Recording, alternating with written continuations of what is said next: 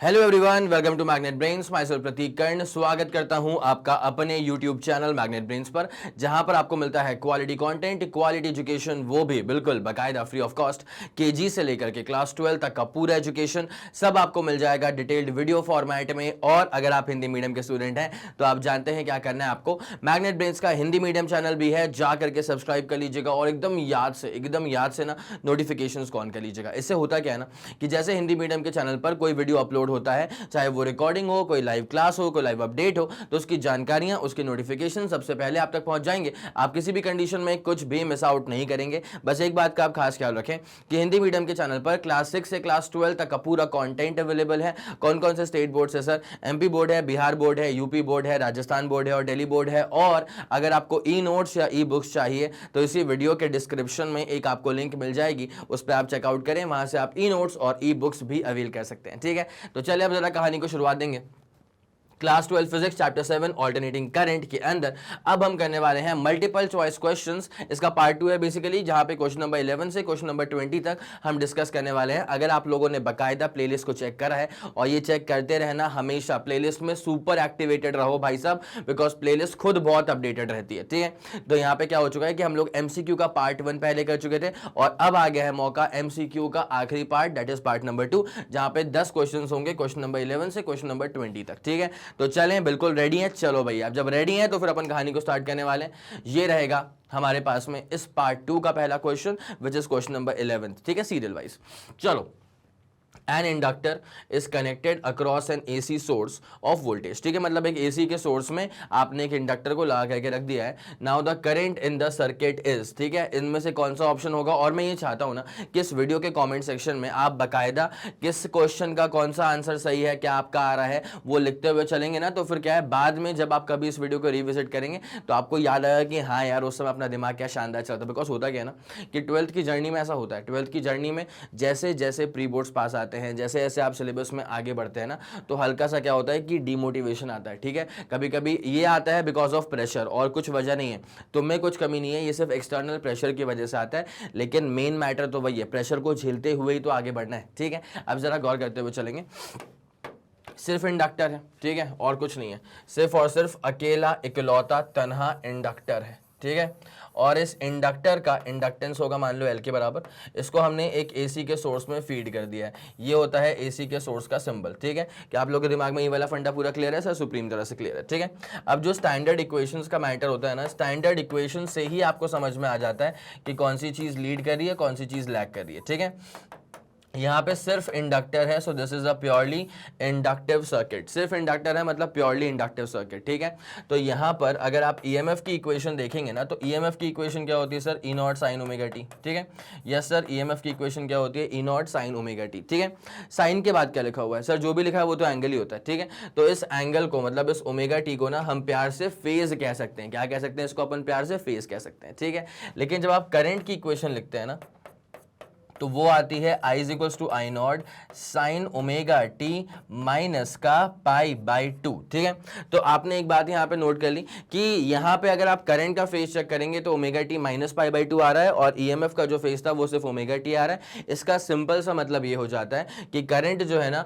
वो वोल्टेज से लैग कर गया है by a phase difference of pi by 2। और मैंने आप लोग को ना इसका जो बेसिक फंड है वो सिखा के ऐसे रखा था कि सी से कैपेसिटर, सी से याद कर लो बेटा, सी से होता है कैपेसिटर और सी से होता है करंट। ठीक है, तो मैंने ये कहा था कि जो ये मैं एकदम मैचिंग करवा रहा हूँ ना, तो इसमें होता क्या है कि कैपेसिटर में करंट लीड करता है। ठीक है, तो यहीं से आप पूरा मैटर जो है ना वो सॉर्ट आउट कर लेंगे कि ठीक है सर, अगर अपन को ये वाली कड़ी समझ में आ गई है कि कैपेसिटर में करंट जो है वो लीड करता है, तो इसका मतलब ऑब्वियसली फिर कौन लैग करेगा सर? ईएमएफ लैग करेगा। ठीक है, और लीड करेगा तो कितने के फेज डिफरेंस से लीड करेगा? करंट पाई बाई 2 के।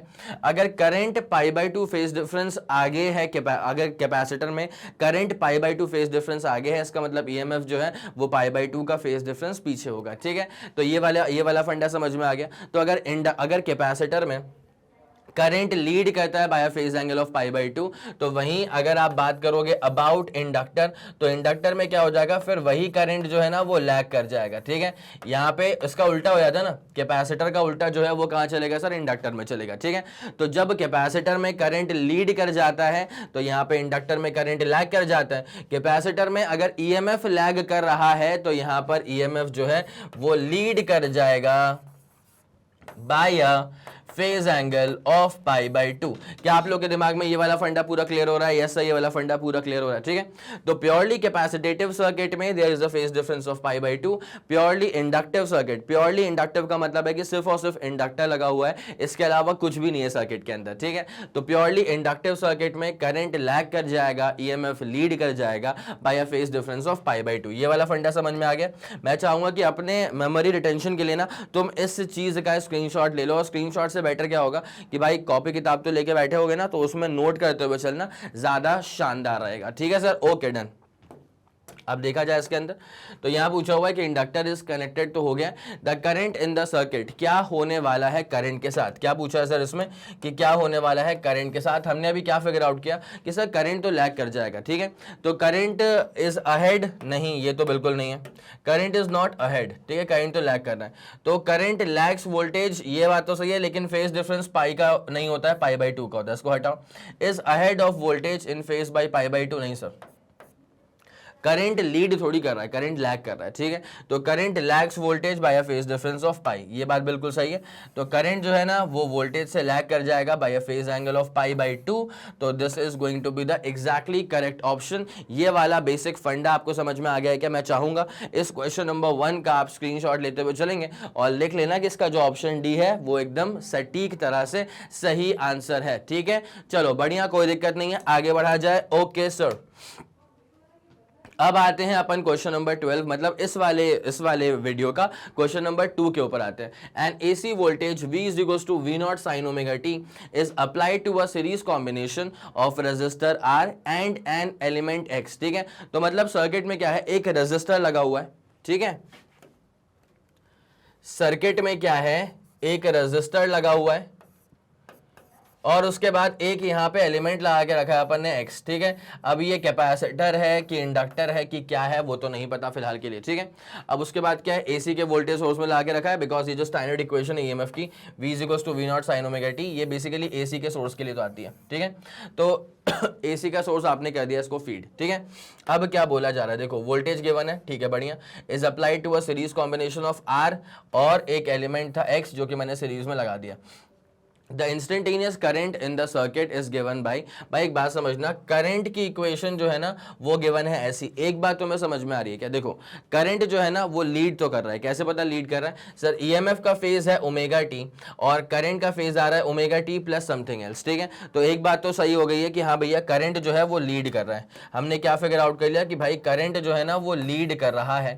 तो करंट का लीड करना मतलब ये जो बिहेवियर होता है ना, ये तो आता है वैसे इंडक्टर में, ये जो बिहेवियर होता है ना वो तो आता है इंडक्टर में। तो ये बात तो क्लियर हो गई कि भाई जो भी है ना वो इंडक्टर होगा, तो एक्स कैपेसिटर तो नहीं हो सकता, कैपेसिटर तो नहीं हो सकता, क्योंकि हमको समझ में आ रहा है कि सर लीड कर रहा है करंट, तो फिर पूरा जो है ना ये अपने पास इंडक्टर, सॉरी मतलब आई मीन टू से, अच्छा करंट लीड कर रहा है क्या, मुझे माफ करना भाई, करंट अगर लीड कर रहा है इसका मतलब वो कैपेसिटर है। ठीक है, तो अगर पूरा पाई बाई 2 होता ना, अगर पूरा पाई बाई 2 से लीड कर रहा होता ना, इसका मतलब क्या होता है कि सिर्फ और सिर्फ कैपेसिटेटिव सर्किट है, लेकिन पूरे पाई बाई 2 से लीड नहीं कर रहा है, यहाँ पे ये लीड कर रहा है पाई बाई 4 के फेज एंगल से। तो हमको ये समझना है कि हाँ भाई करंट लीड कर गया, इसका मतलब ये अपने पास है कैपेसिटर, करंट लीड कर गया है, देयरफॉर हमारे पास जो X नाम का एलिमेंट है ना वो सर कैपेसिटर होगा। यस सर, बात तो सही है। तो इंडक्टर वालों को पहले से निपटाना शुरू कर दो, इंडक्टर वालों को पहले से निपटाना शुरू कर दो। इंडक्टर नहीं हो सकता, इंडक्टर नहीं हो सकता, जो भी है कैपेसिटर है बिकॉज करंट लीड कर रहा है। अब दूसरा क्या होता है, पूरा पाई बाई 2 से तो लीड नहीं कर रहा बिकॉज सामने एक रजिस्टर लगा हुआ है। अगर अकेला कैपेसिटर होता तो फिर तो फॉर श्योर पाई बाई 2 से लीड मारता, लेकिन यहाँ पे लगा हुआ है रजिस्टर। तो अब यहाँ पे इन चारों में से कौन सा रिलेशन जो है वो सही होगा, वो अपने को निकालना पड़ेगा। तो इसको निकालने के लिए अपन एक बहुत ही शानदार सा काम करते हैं, मेरी बात समझना। What is the phase difference? तो यहां पे सर ये समझ में आ रहा है कि फेज डिफरेंस है पाई बाई 4। ठीक है। तो अगर मैं tan phi निकाल दूं तो tan phi बेसिकली क्या होता है, फ्रॉम द इंपीडेंस ट्राइंगल अगर मैं tan phi निकाल दूं तो XL minus XC over R आ जाएगा। ठीक है, फ्रॉम द इंपीडेंस ट्राइंगल अगर मैं tan phi निकाल दूं तो वो XL minus XC upon R आ जाएगा। अगर आप लोग को इंपीडेंस ट्राइंगल याद नहीं आ रहा है तो let me help you with one thing. ये अरे भाई साहब, ये है तुम्हारे पास में क्या, इंपीडेंस ट्राइंगल। ठीक है, तो इंपीडेंस ट्राइंगल में क्या होता है ना सर कि ये जो एंगल होता है, ये एंगल होता है फाई के बराबर। ठीक है, और उसके बाद ये अपने पास हो जाता है इंपीडेंस, ये अपने पास हो जाता है सर XL माइनस का XC, और यहाँ पे अपने पास में आता है सर R। ठीक है, अगर आप यहाँ पे निकालेंगे tan phi तो अपने पास क्या बचेगा, perpendicular upon base which is XL minus XC over R बचेगा। ठीक है, तो यही तो मैंने लिखा है XL minus XC over R। ठीक है, अब जरा गौर करते हुए चलना, tan कितना हो चुका है सर, ये tan पाई बाई 4 हो चुका है। ठीक है, इज इक्वल्स टू, एक बात समझना, सर्किट में करंट कर गया है लीड, तो मतलब इंडक्टर की जगह है नहीं, तो इंडक्टर था ही नहीं इसके अंदर। ठीक है, तो ये modulus wise XC upon R हो जाएगा, और हम जानते हैं कि tan पाई बाई 4 कितना होता है सर, ये होता है 45 डिग्री, tan 45 इज 1। ठीक है, तो therefore XC is equals to क्या आ जाएगा सर, R हो जाएगा मॉड्यूलस वाइज। तो XC is equals to R और X is a capacitor, X is a capacitor and XC is equals to R। तो ऑप्शन डी जो है वो हो जाएगा इसका बिल्कुल सही। ठीक है, बिकॉज हम ऑप्शन ए और डी में एक दफा देख सकते थे, ए वाले में भी लिखा है कि एक्स कैपेसिटर है, डी वाले में भी लिखा है कि एक्स कैपेसिटर है, लेकिन इसमें जो अल्टीमेट डिसीजन आपको लेना है ना वो एक्सी की वैल्यू के बेसिस पे लेना है, और एक्सी की वैल्यू निकालने के लिए आपको यहाँ पे phase difference pi by 4 given था। ठीक है, इसको यूज करके अपन ने यहाँ से निकाल दिया, एक्सी इक्वल टू आर आ गया, तो उसका जो ऑप्शन नंबर डी है वो हो जाएगा सटीक तरह से सही ऑप्शन। मैं चाहूंगा इस क्वेश्चन नंबर 2 का भी आप एक प्यारा सा स्क्रीनशॉट ले लें और जल्दी करें। 3 2 1 ready go, super done and super clear हो चुका है सर। ठीक है, चलें आगे बढ़ें। इंपीडेंस ट्रायंगल का बेसिक फंडा आप लोगों को समझ में आ चुका है। अब आते हैं क्वेश्चन नंबर 13 के ऊपर। 20 volt AC is applied to a circuit of resistance and a coil with negligible resistance. ठीक है भाई, एक बात समझना, एक रेजिस्टर तो आपने इंटेंशनली लगा करके रखा हुआ है। ठीक है, अब क्या होता है कि वो जो कॉइल है ना, देखो यार, उस कॉइल के पास एक इंडक्टिव रिएक्टेंस होगा, वो अलग मसला है। ठीक है, लेकिन हमने माना है कि उसके अंदर ना कुछ material wise there is no resistance. ठीक है, फ्रीक्वेंसी वाइज जो रेजिस्टेंस आएगा that is basically called as inductive reactance, लेकिन यहाँ पे मटेरियल वाइज उसके अंदर तो कोई भी रेजिस्टेंस नाम की चीज नहीं है, तो ये अपने पास प्योर इंडक्टर है, इसके पास कोई इंटरनल रेजिस्टेंस नहीं है। ठीक है, चलें अब उसका फ्रीक्वेंसी की वजह से आता है रेजिस्टेंस, को बोलते हैं अपन इंडक्टिव रिएक्टेंस, वो अलग मसला होता है। ठीक है, अब जरा गौर करना, तो 20 वोल्ट का अपन ने एसी लगा के रख दिया। ठीक है, और उसके बाद क्या है, the voltage drop across the resistance is 12 volt. ठीक है, मतलब what is the voltage drop across the resistance, sir it is just 12 volt के बराबर। ठीक है, अब जो नेट वोल्टेज आप लगा करके रखे हैं वो नेट वोल्टेज कितने का है सर, 20 वोल्ट का है। ठीक है, now what is the voltage across the coil, आपसे पूछा है कि what is the voltage across the coil, तो यार वोल्टेज अक्रॉस द कॉइल कैसे निकलता है, तो आपको ना जनरल फॉर्मूला पता होना चाहिए, बहुत basic general formula based question है ये। तो जनरल फॉर्मूला, बहुत ही बेसिक फॉर्मूला बेस्ड क्वेश्चन है ये। ठीक है, तो जनरल फॉर्मूला अपने पास में क्या होता है कि जो नेट वोल्टेज होगा ना वो हो जाएगा sir under root of VR का स्क्वायर, मतलब voltage drop across the resistance का स्क्वायर, प्लस क्या हो जाएगा सर VL माइनस VC का होल स्क्वायर होता है। ठीक है, क्या होता है सर, ये VL माइनस VC का होल स्क्वायर। हमको बेसिकली 3 सर्किट एलिमेंट्स पे ही काम करना पड़ता है, that is resistor, inductor and capacitor. ठीक है, तो इस सर्किट के अंदर रेजिस्टर है, लाजमी सी बात है, इंडक्टर है, लाजमी सी बात है, कैपेसिटर यहाँ से गायब है। तो अब एक काम करेंगे, जब कैपेसिटर है ही नहीं तो उसके अक्रॉस कुछ वोल्टेज ड्रॉप होगा ही नहीं, तो VC को गायब करो। अब अपन एक काम करते हैं, नेट वोल्टेज कितना है सर, 20 है, is equals to under root of, sir ये अपने पास VR कितना है सर, VR 12 है, तो 12 का स्क्वायर कितना होता है 144। उसके बाद क्या होगा सर, VL माइनस VC का स्क्वायर। ठीक है, तो अपने पास VL तो निकालना बचा हुआ है, तो अपन एक काम करते हैं ना, यहाँ पे करते हैं VL का स्क्वायर माइनस VC जो है वो तो निपट चुका है, आपको वोल्टेज निकालना across the coil. Coil is basically what, coil is basically inductor only ना। कॉइल क्या होता है सर, कॉइल जो है वो इंडक्टर ही तो होता है और उसके पास होता है कुछ इंडक्टेंस। इंडक्टेंस की यूनिट क्या होती है सर, हेनरी होती है। ठीक है, अपने पास अब एक काम करेंगे, स्क्वायरिंग कर देंगे, जैसे अपन उसकी स्क्वायरिंग करेंगे ना तो 400 144 प्लस VL का स्क्वायर आ जाएगा, इसको यहाँ पे फेंक देना तो 256 256 इज इक्वल टू VL का स्क्वायर आ जाएगा, और जैसे आप VL निकालोगे ना तो VL अपने पास में आ जाएगा 16 वोल्ट के बराबर। जैसे आप VL निकालोगे ना तो VL कितना आ जाएगा सर 16 वोल्ट के बराबर। तो इसका जो ऑप्शन बी है this is going to be the absolutely correct option. क्या आप लोगों के दिमाग में ये वाला फंडा पूरा क्लियर हो चुका है? यस सर, ये वाला फंडा पूरा क्लियर हो चुका है। Question number 3 is also done for you. 3 2 1 ready go. Super done and super clear. ठीक है, चलें आगे बढ़े। ओके सर, अब आते हैं क्वेश्चन नंबर 14 के ऊपर। क्या लिखा हुआ है? The instantaneous value of EMF and the current in a series AC circuit are E is equals to E naught sine omega t and current is equals to I naught sine omega t plus pi by 3 given है। ठीक है, तो plus pi by 3 given है। Then it is, भाई पहली बात तो क्या है?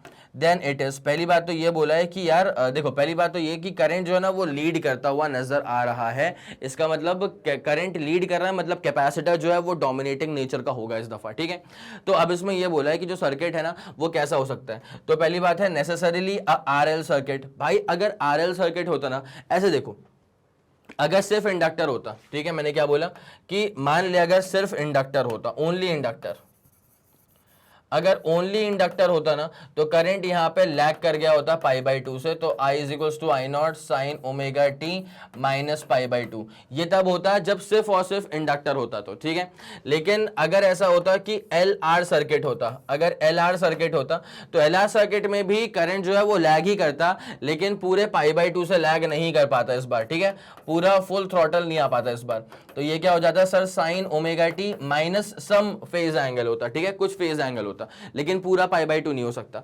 तो यहाँ पे तो भाई आप देख पा रहे हैं कि करंट जो है ना वो लैग तो नहीं कर रहा है, करंट तो यहाँ पे लीड करता हुआ नजर आ रहा है। तो करंट अगर लीड करता हुआ नजर आ रहा है तो RL सर्किट तो नहीं होने वाला। उसके बाद क्या है, नेसेसरीली RC सर्किट। ठीक है, मतलब ये ऐसा है कि पूरा सिर्फ RC सर्किट ही होगा। ये देखो भाई, बात आपको हल्की हल्की यहाँ पे जमती हुई नजर आ सकती है। ठीक है, कि हाँ सर सही बात तो सही है कि कैपेसिटर है तो कैपेसिटर में तो करंट लीड करता है, लेकिन अगर अकेला कैपेसिटर होगा तो पाई बाई 2 से लीड करता, लेकिन यहाँ पे तो अकेला कैपेसिटर नहीं है, यहाँ पे तो RC कॉम्बिनेशन की बात की जा रही है। तो हाँ, RC कॉम्बिनेशन है तो करंट लीड करेगा, पूरे पाई बाई 2 से लीड नहीं करेगा, किसी और फेज डिफरेंस से लीड कर रहा होगा, जैसे कि यहाँ पे गिवन है पाई बाई 3। ठीक है, तो क्या ये वाला सही होगा? नहीं, ये वाला सही इसलिए नहीं होगा क्योंकि यहां पे लिखा हुआ है नेसेसरीली, मतलब सिर्फ और सिर्फ यही कंडीशन है, सिर्फ और सिर्फ यही कंडीशन है जहां पे करंट लीड कर रहा होगा पाई बाई 3 से। नहीं सर ऐसा नहीं है। अगर LCR सर्किट भी हुआ ना, सुनना मेरी बात को अच्छे से, अगर LCR सर्किट भी हुआ ना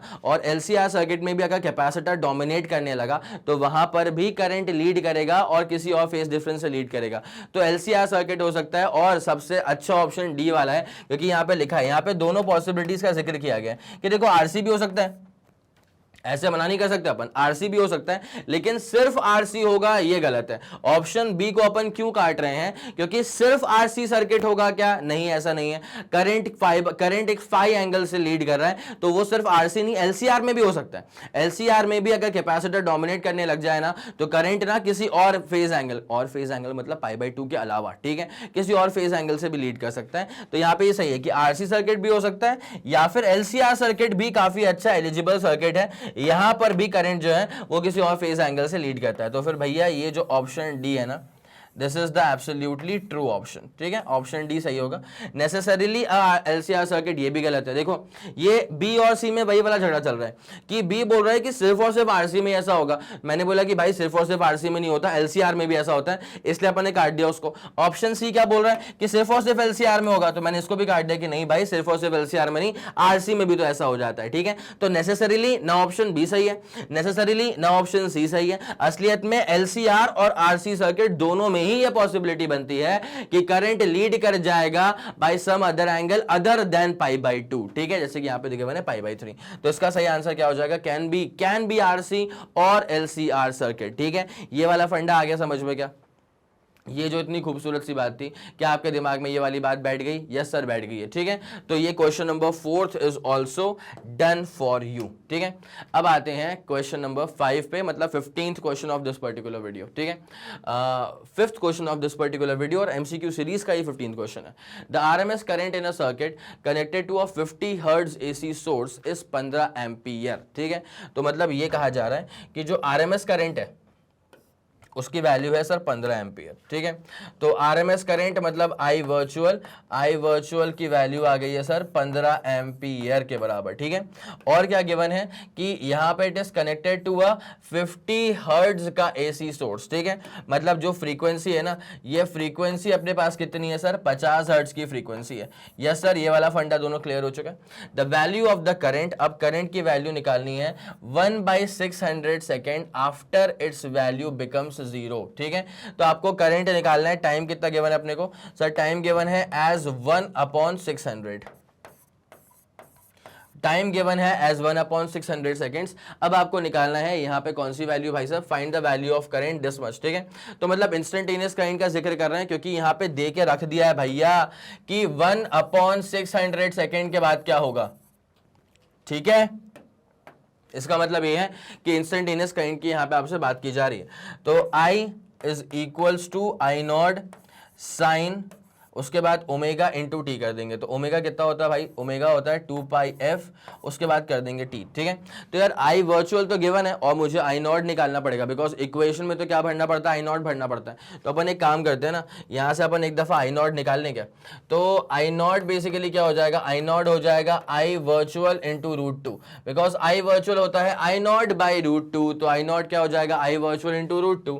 तो what is the value for I R M S, मतलब 15 है। तो 15 इंटू √2 एम्पियर, 15 इंटू क्या हो जाएगा सर, √2 एम्पियर हो जाएगा, कोई दिक्कत नहीं है यहाँ पे, 15 √2 एम्पियर। तो I is equals to I naught कितना है सर, आई नॉट है 15 √2, बढ़िया जा रहे हैं सर। उसके बाद साइन, उसके बाद क्या हो जाएगा सर, ये 2π इंटू एफ करेंगे, ठीक है। तो 2π इंटू एफ करेंगे ना, तो एफ की वैल्यू थी 50, तो 50 के हिसाब से यहाँ पे कितना आ जाएगा सर, 50 था ना एफ, हाँ थी, तो 100π, तो 100π।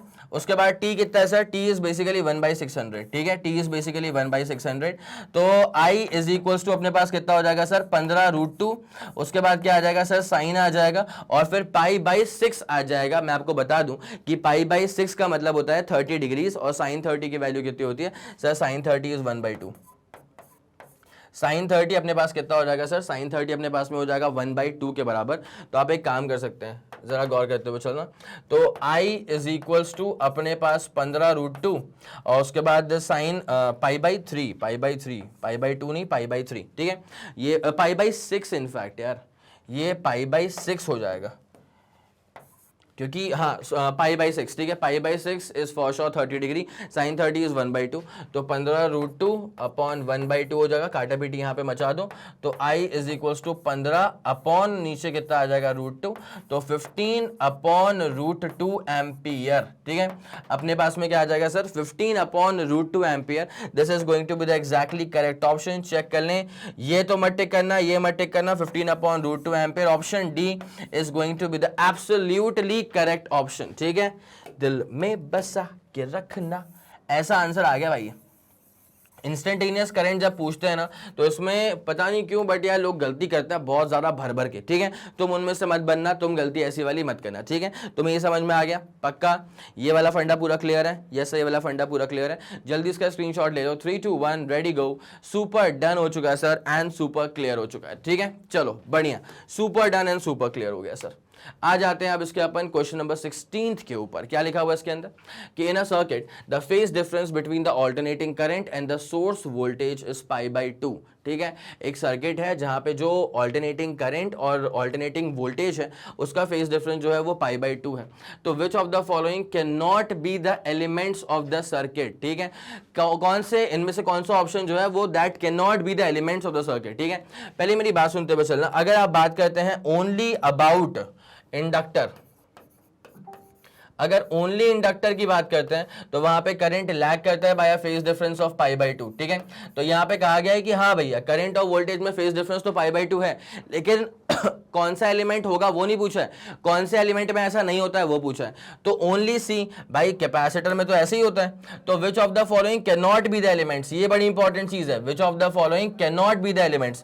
तो capacitor can be the element for sure, capacitor can be the element for sure. तो ओनली कैपेसिटर जो है ना वो हो जाएगा बिल्कुल गलत। आ गई पूरी बात समझ में? यस सर, ओनली कैपेसिटर बिल्कुल नहीं हो सकता। उसके बाद बोला हुआ है कि ओनली इंडक्टर, भाई इंडक्टर में होता है phase difference pi by two का, इंडक्टर में phase difference pi by two का होता है, तो ओनली इंडक्टर भी नहीं हो सकता, ठीक है। अच्छा एल एंड आर सर्किट, भाई एल और आर, एल और आर नहीं बोला है, एल एंड आर बोला है, मतलब सर्किट में इंडक्टर भी है और सर्किट में रेजिस्टर भी है। तो अगर सिर्फ इंडक्टर होता तो पाई बाई टू का फेज डिफरेंस होता, ठीक है। लेकिन यहां पे ये बोला गया है कि एल एंड आर सर्किट है, तो एल एंड आर, अगर एल एंड आर हो जाएगा ना तो यहां पे तो phase difference pi by two का नहीं हो सकता, तो ये वाला होना चाहिए सही, ये वाला होना चाहिए सही।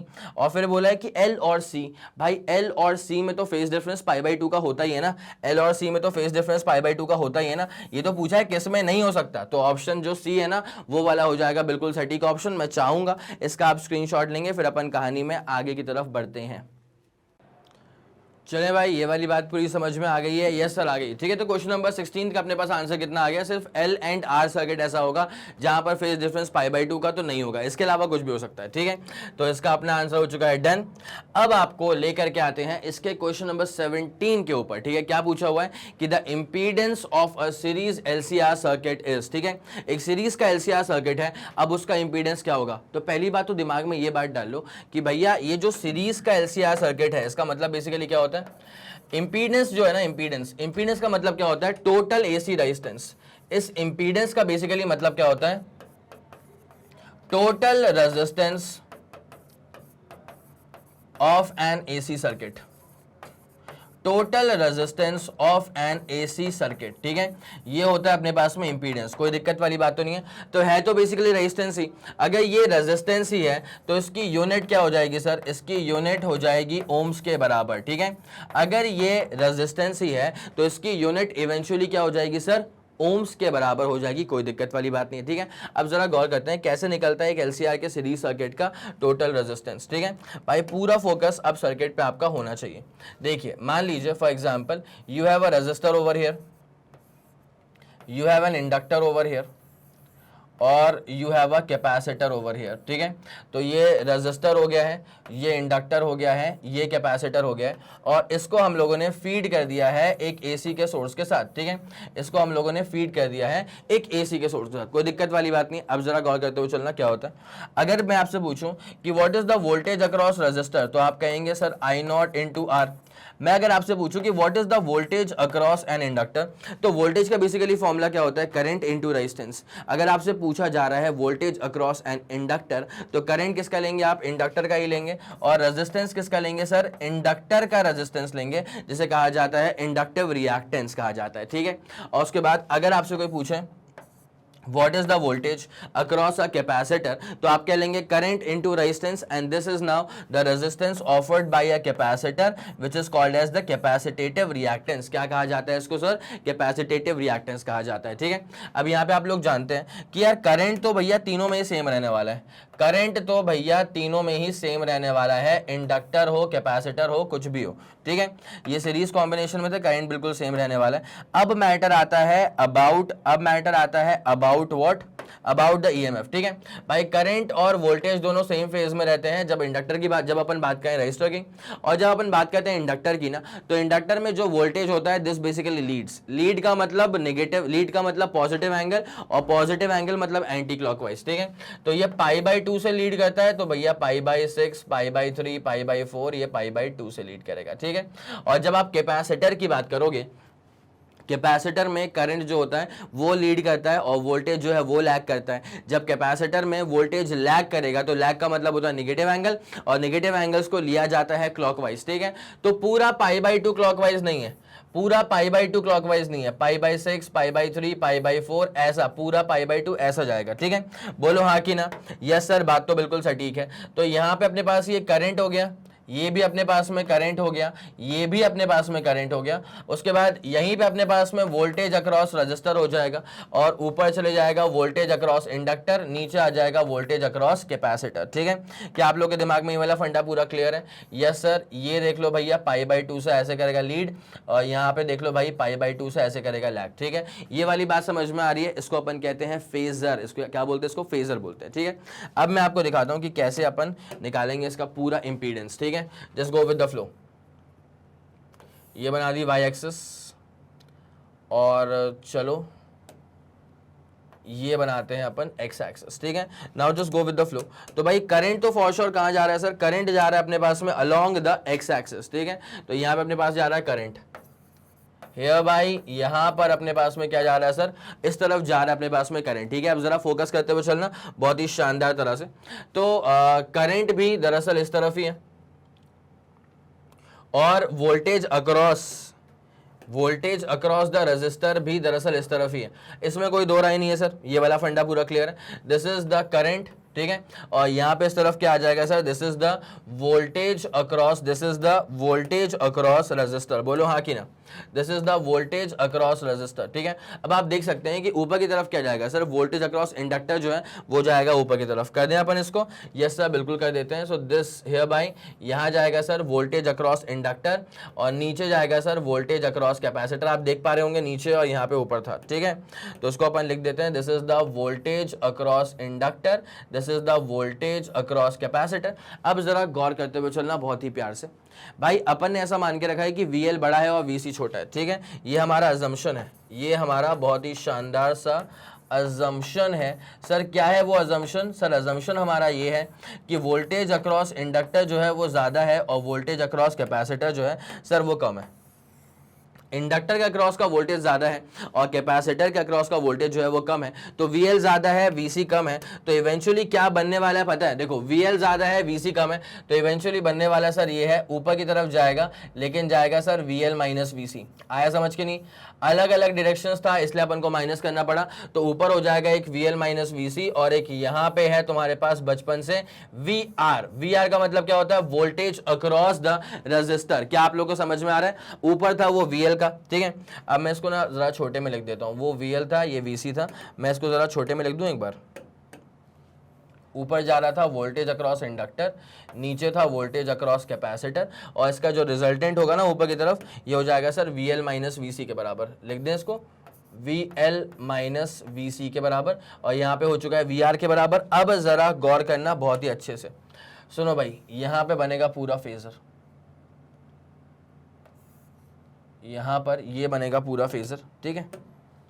अब क्या होता है ना कि जब दो फेजर्स काम कर रहे हैं तो फिर आप निकालेंगे उसका रिजल्टेंट, क्या बोला मैंने, जब दो फेजर्स काम कर रहे हैं तो फिर आप निकालेंगे इसका क्या रिजल्टेंट निकालेंगे, तो resultant will be acting something like this, resultant will be acting something like this. तो आपको ये समझ में आ गया, यहाँ था VR, ऊपर था VL माइनस VC और ये रहेगा इसका नेट रिजल्टेंट, तो इसको अपन नेट EMF बोलेंगे, बेसिकली क्या बोलेंगे इसको अपन नेट EMF बोलेंगे, तो नेट EMF को अपन कर देंगे फिर सर E से रिप्रेजेंट, कोई दिक्कत वाली बात नहीं है। अब आप देख रहे हैं एक बहुत ही प्यारी सी चीज, देखो हमारा अजम्पशन ये था कि VL बड़ा होगा और VC छोटा होगा, इसी वजह से अब देखना अगर VL बड़ा है और VC छोटा है इसका मतलब क्या है कि inductance will dominate, L dominates, इसका मतलब क्या है कि इंडक्टेंस विल डोमिनेट, ठीक है।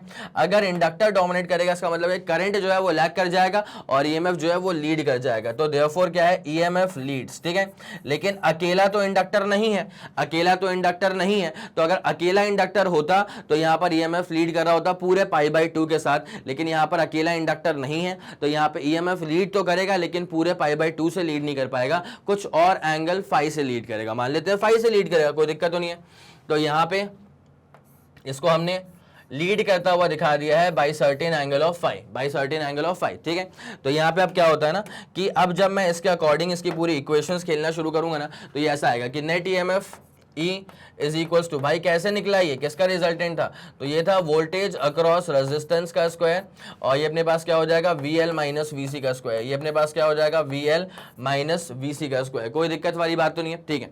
अब जरा गौर करना यहाँ पे EMF is equals to under root of, भाई ये VR का स्क्वायर, तो VR का मतलब क्या होता है वोल्टेज अक्रॉस रेजिस्टर, तो ये करंट इनटू रेजिस्टेंस हो जाएगा, तो करंट मतलब I0 और रेजिस्टेंस मतलब R का स्क्वायर, ठीक है। और ये अपने पास क्या हो जाएगा I0 XL माइनस क्या हो जाएगा I0 XC, इसका स्क्वायर हो जाएगा, कोई दिक्कत वाली बात नहीं है सर। अब एक काम करो सुनते हुए चलना, नेट EMF था ना तो ये कैसे निकलता है करंट इनटू रेजिस्टेंस, तो रेजिस्टेंस मतलब क्या, रेजिस्टेंस बेसिकली इंपीडेंस लेके चलना पड़ेगा, मैंने वही कहा था AC के सर्किट का जो टोटल रेजिस्टेंस होता है ना उसे कहा जाता है इंपीडेंस, फिर से बोल दूं AC के सर्किट का जो टोटल रेजिस्टेंस होता है ना उसे कहा जाता है इंपीडेंस, तो अपन ने कर दिया इसको Z, ठीक है। अब उसके बाद क्या बच रहा है सर अंदर, अंडर रूट ऑफ I0 का स्क्वायर R का square plus I0 X L minus I naught X C का होल स्क्वायर। ठीक है, अब एक काम करो, आई नॉट का स्क्वायर कॉमन निकालो और रूट के बाहर पटक लो उसको, तो आई नॉट हो जाएगा, तो आई नॉट से आई नॉट कट जाएगा, तो देयरफॉर जो इंपीडेंस बचेगा ना वो अपने पास में कितना बचेगा, जेड जो बचेगा ना वो बचेगा अंडर रूट ऑफ आर का स्क्वायर प्लस क्या हो जाएगा सर ये एक्स एल माइनस क्या हो जाएगा सर ये एक्स सी, और ये हो जाएगा इसका होल स्क्वायर। बोलो हाँ कि ना, बोलो बोलो बोलो हाँ कि ना। तो अपने पास इंपीडेंस क्या हो गया, अंडर रूट ऑफ आर का स्क्वायर प्लस क्या हो जाएगा x L minus X C का होल स्क्वायर। ठीक है, आर का स्क्वायर प्लस क्या हो जाएगा सर एक्स एल माइनस के एक्स सी का होल स्क्वायर, आर का square plus X L minus X C के होल का square, this is the net impedance, और ये रहेगा अपने पास में पूरा फॉर्मूला। तो जो हमसे पूछा हुआ था कि what is the correct equation for the impedance, तो वो है sir z is equals to under root of R का square plus X L minus X C का होल स्क्वायर। ठीक है, तो आर का square plus XL minus XC का होल स्क्वायर, ये रहेगा बिल्कुल ही सटीक फॉर्मूला, ये रहेगा बिल्कुल ही सटीक फॉर्मूला। एक बात ना मैं आपको बोलना चाहूंगा, कई लोग ना क्या सोचते हैं कई लोग ये सोचते हैं कि सर है तो ये सीरीज कॉम्बिनेशन ही रेजिस्टेंस का। मैंने बोला हाँ यार कह तो सकते ही हैं ऑब्वियसली।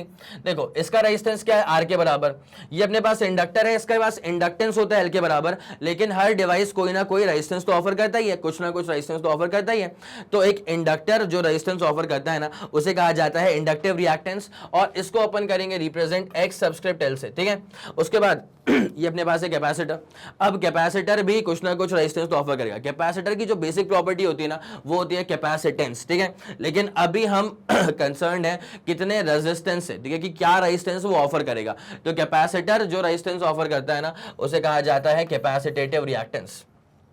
क्या बोला मैंने, कैपेसिटर जो रेजिस्टेंस ऑफर करता है उसे कहा जाता है कैपेसिटेटिव रिएक्टेंस, उसको अपन ने करा एक्सी से रिप्रेजेंट। और मैं आपको बता दूं कि भैया यहां पे आपको एक दफा लग सकता है कि टोटल इंपीडेंस जो है ना सर, देखो सीरीज कॉम्बिनेशन में आर होता है प्लस दूसरे वाले R1 R2 R3, तो R plus XL plus XC नहीं कर सकते क्या, नहीं कर सकते, क्योंकि यहां पर रीजन होता है फेज डिफरेंस का। ठीक है, अगर आप तीन रजिस्टर लगा दोगे R1 R2 R3 तो वहां पर तीनों में सेम फेज डिफरेंस होगा ईएमएफ और वोल्टेज के बीच में, बिकॉज हम जानते हैं कि अक्रॉस रजिस्टर अगर चेक किया जाए तो वोल्टेज में और करंट में कोई फेज डिफरेंस होता ही नहीं है। ठीक है, तो अगर फेज डिफरेंस कुछ नहीं होगा तो फिर आप सीरीज में ऐड कर सकते थे, लेकिन यहां पे ऐसा नहीं है, यहां पे इंडक्टर और कैपेसिटर लगे हुए हैं जहां पे बकायदा फेज डिफरेंस आता है, जिसकी वजह से Z is not equal to, जिसके वजह से Z is not equal to R plus XL plus XC. ठीक है, तो ये जो R plus XL plus XC है ना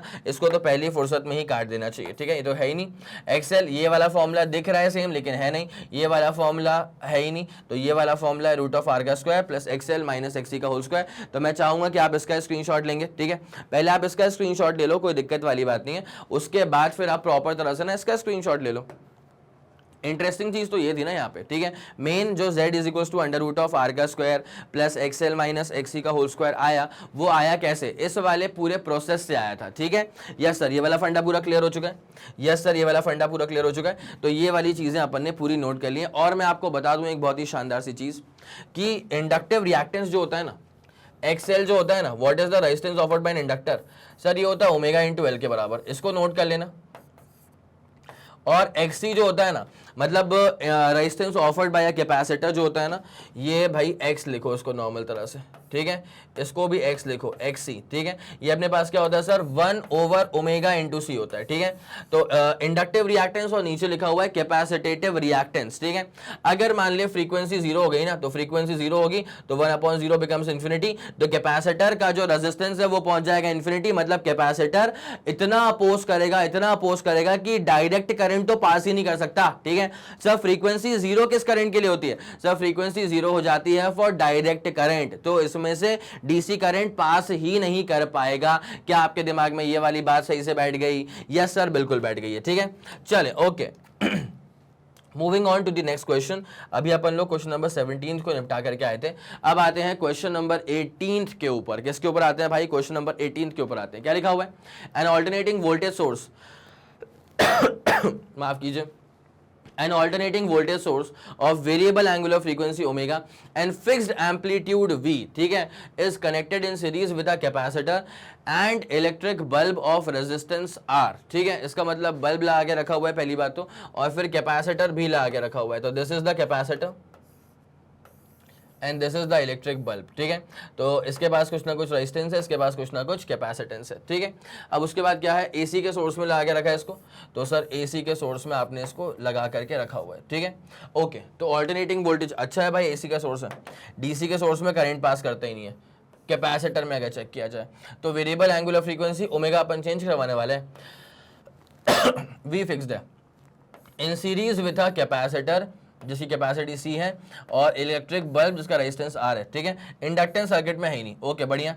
अगर ओमेगा को अपन इंक्रीज कर देंगे तो क्या होगा, if omega is increased then what, ठीक है। अब पहली बात तुम जरा सुनते हुए चलना, ऐसे सर्किट का जो रेजिस्टेंस होगा अंडर रूट ऑफ क्या हो जाएगा सर, आर का स्क्वायर प्लस क्या हो जाएगा सर, प्लस हो जाएगा सर ये एक्सएल माइनस एक्सी का स्क्वायर, ठीक है। एक्सएल तो अब यहाँ पे रहा नहीं तो रहेगा सिर्फ और सिर्फ एक्सी, तो क्या बचेगा एक्सएल माइनस एक्सी का स्क्वायर, मतलब चल एक्सी का स्क्वायर, ठीक है। अब मेरी बात को अच्छे से ध्यान पूर्वक सुनते हुए चलना, ओमेगा को अपन यहाँ पर इंक्रीज करें, क्या करें सर, ओमेगा इज इंक्रीज, तो जरा समझते हुए चलना, एक्सी बेसिकली क्या होता है sir, XC is basically 1 upon omega C, क्या बोला मैंने, एक्सी का मतलब होता है कैपेसिटेटिव रिएक्टेंस, ठीक है। तो कैपेसिटेटिव रिएक्टेंस जो है ना वो इस दफा वो है सर 1 अपॉन ओमेगा इंटू सी के बराबर। अब जरा अच्छे से गौर करते हुए चलना, अगर आपने मान लीजिए फ्रीक्वेंसी को बढ़ा रहे हैं आप, ठीक है, तो यहां पे मैं लिख देता हूं कि if angular frequency is increased तो देयरफॉर जो एक्सी है ना वो डिक्रीज होगा। अगर ओमेगा को आप इंक्रीज कर रहे हो तो अगर ओमेगा को आप इंक्रीज करोगे तो एक्सी की वैल्यू डिक्रीज होगी, because capacitive reactance and the angular velocity या angular frequency they are basically inversely proportional. तो ओमेगा बढ़ेगा तो एक्सी की वैल्यू कम हो जाएगी। यार अगर एक्सी की वैल्यू कम होगी ना, जरा गौर करना, यहाँ पे जेड को अफेक्ट करने वाला सिर्फ और सिर्फ एक्सी है। कैसे, बिकॉज आर तो कांस्टेंट ही है ना, रेजिस्टेंस जो होता है वो फ्रीक्वेंसी पे थोड़ी डिपेंड कर रहा है, तो resistance is independent of the frequency, resistance is independent of the frequency, resistance is independent of the frequency, angular frequency omega, ठीक है। तो यहां पे क्या हो चुका है, XC is basically 1 upon omega C. अगर आप फ्रीक्वेंसी को इंक्रीज करोगे तो एक्सी की वैल्यू जो है वो हो जाएगी डिक्रीज, ठीक है। नाउ अगर एक्सी की जो वैल्यू है अगर वो घट गई, अगर एक्सी की जो वैल्यू है, एक्सी की वैल्यू जो है अगर वो घट जाएगी तो बेसिकली क्या हो जाएगा, जो इंपीडेंस है ना इसकी वैल्यू भी डिक्रीज हो जाएगी, तो देयरफॉर इंपीडेंस डिक्रीजेस, ठीक है। भाई एसी के सर्किट का टोटल रेजिस्टेंस था ये, हल्की बात नहीं है भाई, हल्की बात नहीं है। जो Z था ना ये पूरे AC के सर्किट का टोटल रेजिस्टेंस था। तो यार अगर आपने एंगुलर फ्रीक्वेंसी को बढ़ा दिया, XC की वैल्यू घट गई, XC की वैल्यू घटेगी तो Z की वैल्यू घट जाएगी। अगर Z की वैल्यू घट रही है मतलब टोटल AC के सर्किट का जो रेजिस्टेंस है वो कम हो रहा है। क्या बोला, टोटल सर्किट जो AC का है ना, टोटल AC के सर्किट का जो रेजिस्टेंस है वो कम हो गया। अगर रेजिस्टेंस कम हो गया तो करंट बढ़ जाएगा, ठीक है। अगर रेजिस्टेंस कम हो गया तो करंट जो है वो जाएगा बढ़, तो current increases. Now just go with the flow. अगर करंट यहां पर इंक्रीज हो रहा है, क्या बोला मैंने, अगर करंट यहां पर इंक्रीज हो रहा है तो ये जो बल्ब है ना वो ज्यादा जलना शुरू हो जाएगा, ठीक है। तो देयरफॉर ऑप्शन कौन सा मैच करेगा, the bulb glows brighter. Therefore अगर करंट इंक्रीज हो गया तो बल्ब जो है ना वो ज्यादा जलना शुरू हो जाएगा, बल्ब ग्लोज ब्राइटर। अगर करंट जो है वो इंक्रीज हो जाएगा तो bulb will start glowing more and more bright, ठीक है। तो इसका जो सही ऑप्शन है वो क्या हो जाएगा सर, इसका सही ऑप्शन हो जाएगा ये वाला, therefore the bulb glows brighter, therefore the bulb glows brighter, ठीक है। बल्ब डिमर तो बिल्कुल नहीं हो रहा है, तो हम समझ चुके हैं, ठीक है। डिम तो बिल्कुल नहीं हो रहा बिकॉज करंट बढ़ गया ना भाई, तो करंट के बढ़ने से बल्ब की जो रोशनी है वो जो डिमनेस क्यों आएगी उसके अंदर, ठीक है। Net impedance of the circuit remains unchanged, ठीक है, गलत हो गया, इंपीडेंस ही तो चेंज हो रहा है। एंगुलर फ्रीक्वेंसी को इंक्रीज करने से जो अपने पास इंपीडेंस है वो घट रहा था, ठीक है। तो ये वाला भी गलत है। Total impedance of the circuit increases, नहीं sir, in fact total impedance of the circuit basically decreases, ठीक है। तो इंक्रीज तो नहीं हो रहा, तो मतलब ये वाला भी गलत है। तो ऑप्शन बी वाला जो है वो बिल्कुल सटीक है, विद प्रॉपर एक्सप्लेनेशन आपके सामने यहां पर लिख करके रख दिया। बोलो हाँ कि ना।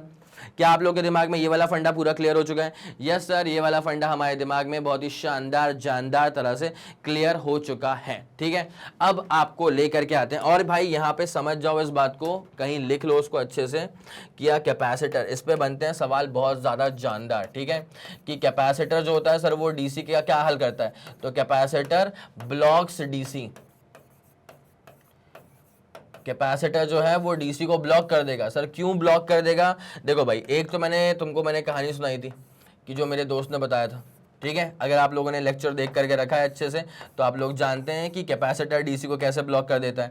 जब एसी पास करेगा, उसका ये मेरा कहना नहीं, उसका ये कहना था, एसी सर ऐसे पास कर जाता है, ऐसा उसने कहा था। और डीसी के लिए उसने क्या कहा था कि सर डीसी जाएगा, टकराएगा, टन करके फिर वापस निकल लेगा, तो डीसी जो है ना ये हो जाएगा ब्लॉक। बोलो हाँ कि ना? डीसी जो है ना ये हो जाएगा ब्लॉक, डीसी जो है वो हो जाएगा ब्लॉक, ठीक है। लेकिन एसी जो है वो पास कर जाएगा, एसी जो है वो पास कर जाएगा, AC passes through a capacitor, but DC जो है वो ब्लॉक हो जाएगा, ठीक है। तो ये तो मतलब अलग सी चीज है भाई, ये अलग मसला है ये अलग मसला है, ये तो बस याद करने के लिए था। लेकिन जो असली रीजन है वो ये होता है कि अगर आप डीसी के सोर्स की बात करें ना, अगर आप डीसी के सप्लाई की बात करें, तो डीसी के सप्लाई में खास बात क्या है कि भैया यहाँ पर फ्रीक्वेंसी जीरो होती है। डीसी के सप्लाई की जो लीनियर फ्रीक्वेंसी है ना वो 0 हर्ट्ज होती है, बिकॉज डीसी के सप्लाई में कोई साइकिल्स थोड़ी बन रही है। फ्रीक्वेंसी कैसी बनती है? साइकिल्स पर सेकेंड से बनती है। जब डीसी की आप बात करोगे तो डीसी में कहाँ बन रही है साइकिल्स? कोई साइकिल नहीं बन रही डीसी में। तो जब डीसी में कोई साइकिल ही नहीं बन रही है तो डीसी की फ्रीक्वेंसी कितनी हो जाएगी सर? 0 हो जाएगी। अगर डीसी की फ्रीक्वेंसी 0 हो गई है तो देयरफॉर एक्ससी जब आप निकालोगे ना तो ये 1/ओमेगा है भाई। और ओमेगा क्या होता है? 1/2πf। ओमेगा क्या होता है? मतलब बेसिकली 2πf। या मैंने इस दफा मैं फ्रीक्वेंसी को ऐसे कर दूं क्या? मैं हमेशा एफ से ही करता हूं उसको, वैसे भी रिप्रेजेंट। मैंने इस दफा न्यू से कर दिया तो 1/0 कितना होता है सर? इट बिकम्स इन्फिनिटी, ठीक है। देयरफॉर इसका मतलब क्या है कि कैपेसिटर, देयरफॉर इसका मतलब यह है कि आ कैपेसिटर प्रोवाइड्स, इसका मतलब क्या है कि capacitor provides infinite amount of resistance. इसका मतलब क्या है कि capacitor provides infinite amount of resistance. A capacitor provides infinite amount of resistance towards a DC supply. A capacitor provides infinite amount of resistance towards a DC supply. तो therefore वो उसको block कर देगा। therefore कैपेसिटर जो है वो DC को block कर देगा। इतना शानदार सा तगड़ा सा रीजन मैंने आपको पूरा बता दिया है। क्या आप लोगों को समझ में आ रहा है? जो स्क्रीन पे लेफ्ट में लिखा है ना वो दरअसल हमारे बहुत ही अच्छे दोस्त ने बताया था ये वाला फंडा, और आप लोग जानते हैं मैं डिस्कस कर चुका हूँ, ठीक है। लाइव में मैं डिस्कस कर चुका था, ठीक है sir. Okay, done done done. चलें चलें चलें, clear clear clear. Okay sir, ये वाला फंडा पूरा क्लियर हो चुका है। आगे बढ़ा जाए इसके अंदर। ओके, तो अब आते हैं the power factor of a series LCR circuit at resonance will be. क्या होगा पावर फैक्टर? ठीक है, तो मैं आपको जरा पहले बता दूं इंपीडेंस ट्रायंगल के दम से, ठीक है। ये जरा समझना, this is basically the impedance triangle, ठीक है सर। ये होता है अपने पास में इंपीडेंस ट्रायंगल। यहाँ पर जो फेज होता है ना, यहाँ पर जो एंगल होता है वो फाई के बराबर होता है। उसके बाद सर यहाँ पे आ जाएगा अपने पास z, यहाँ पे आ जाएगा XL माइनस XC, और यहाँ पे आ जाएगा R, ठीक है। अब मेरी बात सुनते हुए चलना, what is the resonance condition, ठीक है। तो अच्छा, पहली बात तो व्हाट इज पावर फैक्टर, पहले वो जरा लिख लिया जाए। तो सर पावर फैक्टर जो है ना वो कॉस फाई को कहा जाता है। पावर फैक्टर जो है ना वो कहते हैं सर अपन कॉस फाई को कहते हैं पावर फैक्टर, ठीक है। नाउ दूसरी जरा इंपॉर्टेंट सी बात पे आप आते हुए चलना, तो रेजोनेंस कंडीशन बेसिकली क्या होती है? तो सर रेजोनेंस कंडीशन का मतलब होता है कि एक्सएल की वैल्यू एक्सी के बराबर है। रेजोनेंस कंडीशन का मतलब बेसिकली क्या होता है? रेजोनेंस कंडीशन का मतलब बेसिकली ये होता है कि inductive reactance is equals to capacitive reactance. क्या बोला मैंने? रेजोनेंस कंडीशन का मतलब क्या होता है कि inductive reactance is equals to क्या हो जाएगा सर? कैपेसिटेटिव रिएक्टेंस, ठीक है। तो अगर एक्सएल की वैल्यू एक्सी के बराबर है ना, तो पहली बात तो अब कॉस फाई पे जरा फोकस करना है। नाउ कॉस फाई वैसे क्या होता है? जो पावर फैक्टर होता है ना कॉस फाई, वो कॉस फाई वैसे क्या हो जाएगा sir? Cos phi is basically base upon the longest side. Now what is the base? R. What is the longest side sir? Z, ठीक है। तो एट रेजोनेंस कंडीशन जरा चेक करें कि क्या क्या बदलाव आते हैं। तो एट रेजोनेंस सर बदलाव ये आता है कि सर एक्सएल की वैल्यू पहली बात तो एक्सी के बराबर हो गई, ठीक है। तो जो जेड होगा ना सर वो हो जाएगा अंडर रूट ऑफ आर का square plus XL minus XC का होल स्क्वायर। रेजोनेंस पे तो एक्सएल की वैल्यू एक्सी के बराबर हो गई है, तो ये पूरा निपट चुका है। तो अगर ये पूरा निपट चुका है तो सर जेड आ जाएगा आर के बराबर, ठीक है। क्या आप लोग को यहां तक की बात समझ में आ रही है? ये बहुत ही इंपॉर्टेंट कंक्लूजन ड्रॉ किया जाता है वहां से कि सर अगर आप इंपीडेंस, अगर आप रेजोनेंस कंडीशन की बात करते हैं ना, तो रेजोनेंस कंडीशन पर सबसे उम्दा बात क्या होती है कि z की वैल्यू r के बराबर हो जाती है। ठीक है, रेजोनेंस कंडीशन पर सबसे उम्दा बात क्या होती है सर कि z की वैल्यू हो जाती है r के बराबर। ठीक है, अब अगर z की वैल्यू r के बराबर हो ही गई है तो आप समझ सकते हैं कि देयरफॉर जो पावर फैक्टर होगा वो तो cos फाई था, और cos फाई तो सर r अपॉन z था। ठीक है, तो r को आप बिल्कुल मत छेड़ना, और z बेसिकली r के बराबर ही हो जाएगा। तो आप इसका रेशियो निकालोगे तो ये तो 1 ही आने वाला है ना। इसका मतलब क्या है कि power factor is basically 1 unity. Power factor is basically what, power factor is basically 1 unity. तो इसका ऑप्शन ए जो है वो बिल्कुल हो जाएगा सटीक ऑप्शन। ये वाली बात आपको समझ में आ गई है क्या? तो मैं चाहूंगा कि आप इसका स्क्रीनशॉट लेंगे एक बार जल्दी, उसके बाद फिर आपको लेके चलते हैं इसके अगले वाले सवाल की तरफ। क्या आपके दिमाग में ये वाला फंडा पूरा क्लियर है? सर ये वाला फंडा शानदार जानदार तरह से क्लियर है। ठीक है, हो गया इसका स्क्रीनशॉट, चलो ठीक है। अब आपको लेके चलते हैं इसके अंतिम सवाल की तरफ। ठीक है, इक्वेशन पर बेस्ड क्वेश्चन है, काफी आसान क्वेश्चन है, तो मैं चाहूंगा एक बार जरा इक्वेशन को देख लो अच्छे से और सॉल्व करना। An alternating current from a source is given by I is equals to 10 sin 314t। ठीक है, 10 sin 314t। Now what is the effective value of current and frequency of the source. भाई effective value का मतलब क्या होता है? पहली बात समझो, इफेक्टिव का मतलब क्या होता है। मैंने कहा था RMS, इसका एक और नाम होता है वर्चुअल, इसका एक और नाम होता है इफेक्टिव। आरएमएस करंट कोई बोल ले, या वर्चुअल करंट कोई बोल ले, या फिर इफेक्टिव करंट कोई बोल ले, या फिर कोई बोल ले कि रेटेड करंट है। मैं तुमको बोलूं 6 एम्पियर का एसी तो तुम मुझसे पूछ लोगे ना भाई कि सर 6 एम्पियर का एसी मतलब कौन सा करंट है? ये इंस्टेंटेनियस है, पीक है, आरएमएस है कि मीन है? तो अगर मैं कोट कर रहा हूं, अगर if I am quoting some value for AC that is for sure RMS value. ठीक है, तो रेटेड करंट हो गया, या फिर कोई अगर कोट कर दे आपको तो वो भी क्या होता है? आरएमएस करंट ही होता है। ठीक है, तो आपको ये बात दिमाग में चलनी चाहिए कि आरएमएस ही है, आरएमएस करंट ही है। इसका मतलब होता है रूट मीन स्क्वायर करंट। एक बार जरा जल्दी ट्राई करना, और जो भी आंसर आ जाए वो अपने असली नाम के साथ कमेंट सेक्शन में देते हुए चलना। जल्दी करना प्लीज। चलें फिर आगे ही बात समझ में। ओके सर, चलें करें जरा इसको सॉल्व अब। ठीक है, तो यहाँ पे जो इक्वेशन हमारे सामने गिवन है वो गिवन है I is equals to 10 sine of 314 into T. ठीक है, यहाँ पे I जो था this is the instantaneous current, यहाँ पे 10 जो था this is the peak current, और यहाँ पे जो 314 है this is the angular frequency. बोलो हाँ कि ना, बिकॉज इसको ना कंपेयर करना पड़ेगा फ्रॉम द स्टैंडर्ड इक्वेशन। ठीक है, now sir what is the standard equation? Standard equation is I is equals to I naught sine of omega into T. बोलो हाँ कि ना। यस सर, अब तो बात क्लियर लग रही है। तो यहाँ पे जो 10 है ना this is the value for I not, जो 10 है ना sir 10, this is the value for what? I not. ठीक है, I नॉट का मतलब बेसिकली क्या होता है? Peak current. तो पीक करंट की वैल्यू कितनी आ गई सर? ये अपने पास में आ गई 10 के बराबर। और जो 314 है ना, this 314 is the angular frequency. बोलो हाँ कि ना। ये दिख रहा है 314, this 314 is the angular frequency जो कि ओमेगा है बेसिकली। ठीक है, 314 इज द एंगुलर फ्रीक्वेंसी जो कि बेसिकली ओमेगा है। चलें भाई देखे जरा इस चीज को अच्छे से।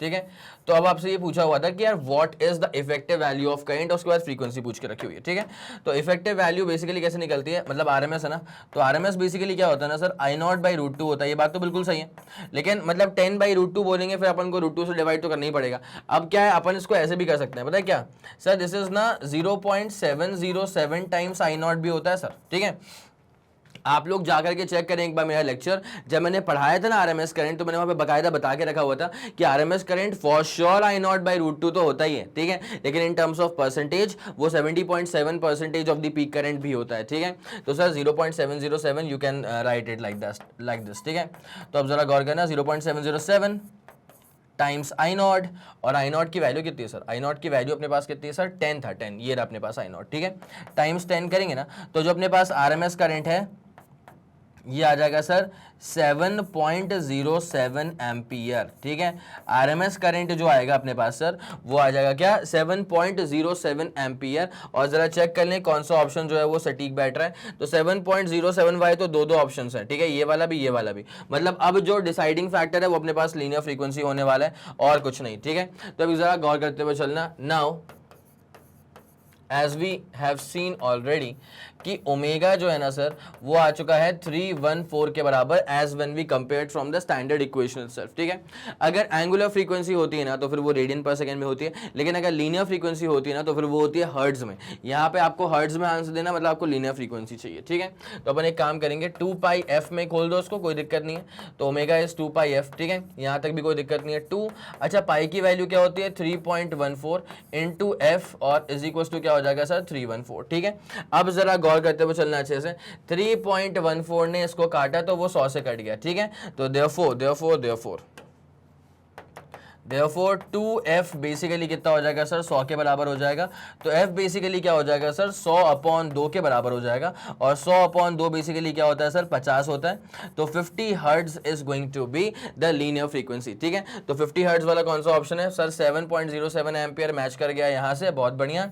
और उसके बाद 50 हर्ट्ज मैच कर गया वहां से, तो ये जो 7.07 और 50 हर्ट्ज है ना, this is going to be the exactly correct option. Option A पे आप टिक लगा करके आ सकते हैं, ठीक है। क्या आप लोग के दिमाग में ये वाला फंडा पूरा क्लियर हो गया? एक तो करंट पूछा था वो निकाल करके रख दिया, और उसके बाद एक तो आपसे फ्रीक्वेंसी पूछ के रखी थी वो निकाल करके आपने रख दी है, ठीक है। बताओ क्या आपके दिमाग में ये वाला फंडा पूरा क्लियर है? यस सर, ये वाला फंडा शानदार जानदार तरह से क्लियर है, ठीक है। हो गया, कोई दिक्कत तो नहीं है, चलो बहुत बढ़िया। इसी के साथ हमारा खत्म होता हुआ ये MCQs का पार्ट नंबर 2 भी। तो मैं उम्मीद करता हूं कि आपको हर एक बात बहुत ही शानदार जानदार तरह से समझ में आ गई होगी। अब ये क्वेश्चंस करने के बाद आपको ये फील नहीं आ रहा होगा कि यार ऐसे वाले क्वेश्चंस कैसे सॉल्व होंगे, ठीक है। पूरी अप्रोच मैं आप लोग को बता चुका हूं। अगर आपको लगा कि इस वीडियो ने आपके उस लेवल पर हेल्प करी है, मतलब ये वीडियो आपके लिए फायदेमंद रहा, ये वीडियो आपको इन्फॉर्मेटिव लगा, तो बनता यह है कि आप इस वीडियो को लाइक करेंगे, और सबसे इंपॉर्टेंट बात, इस वीडियो को शेयर करो, इस वीडियो को फैला दो अपने सारे दोस्तों में, सारे मित्र मंडल में, ठीक है। सबको मालूम चल जाना चाहिए कि मैग्नेट ब्रेन्स के चैनल पर प्लेलिस्ट में फिजिक्स में क्या क्या शानदार चीज़ें ऐड हो चुकी हैं, और क्या ज़बरदस्त चीज़ें आप तक और भी जल्द से जल्द पहुंचने वाली हैं, ठीक है। अगर आपका कोई भी फीडबैक है या सजेशन है, तारीफ है या बुराइयां हैं या जो कुछ भी है, तो बड़ी प्यार भरे शब्दों में अपनी सारी बातें आप मुझ तक पहुंचा सकते हैं यूजिंग द कॉमेंट सेक्शन, ठीक है। जैसे भी आपको जो भी फीडबैक आपको लगता है ना, जैसे आप वो फीडबैक देंगे ना, तो उसी पर काम करते करते होता क्या है कि जो वीडियो की क्वालिटी है ना वो इतनी शानदार बनती है और इतना इन्फॉर्मेटिव वीडियो बन करके आप तक पहुंच पाता है, ठीक है। तो इसी के साथ खत्म करते हैं इस पूरे वीडियो को। जैसे कि आप सब लोग जानते हैं कि मैग्नेट ब्रेन जो प्रोवाइड करता है वो है English medium as well as Hindi medium वाली classes with entire full complete syllabus coverage. CBSE board, Delhi board, Bihar board, UP board, MP board, Rajasthan board, और वैदिक मैथ्स क्रैश कोर्स और स्पोकन इंग्लिश। इसके अलावा अगर आपको कोई भी इंफॉर्मेशन चाहिए तो आप मैग्नेट ब्रेन्स के ऑफिशियल वेबसाइट पर जाकर विजिट कर सकते हैं। Thank you so much.